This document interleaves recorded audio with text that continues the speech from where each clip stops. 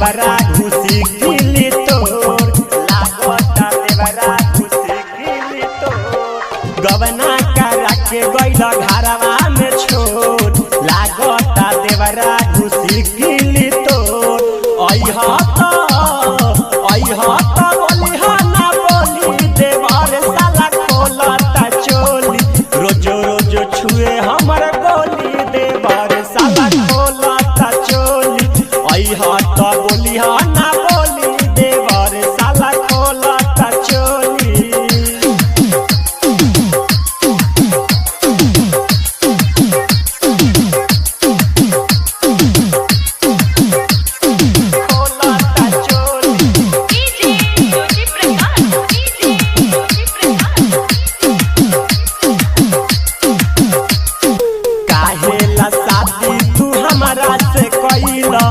सरधा तू नहीं पुरैला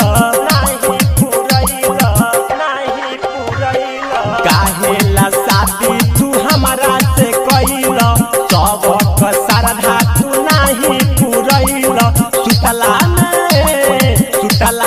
राति के पलंग ए राजा कहिया ले डोली अइहा त बोलिहा ना बोली देवर साला खोलता चोली अइहा त बोलिहा ना बोली देवर साला खोलता चोली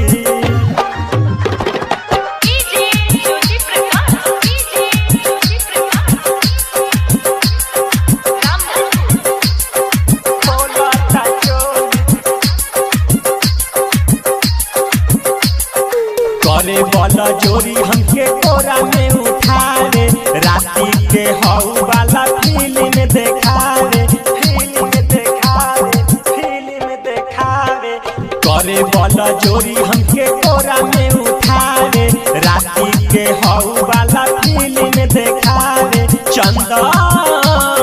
चंदन यादव के आइल टोली बलम देवरा खोलता चोली अइहा त बोलिहा ना बोली देवर साला खोलता चोली फारे रोजो तकिया के खोली देवर साला फारता चोली गवना करा के गइल घरवा में छोड़ लागता देवरा घुसी गिली तोर अइहा त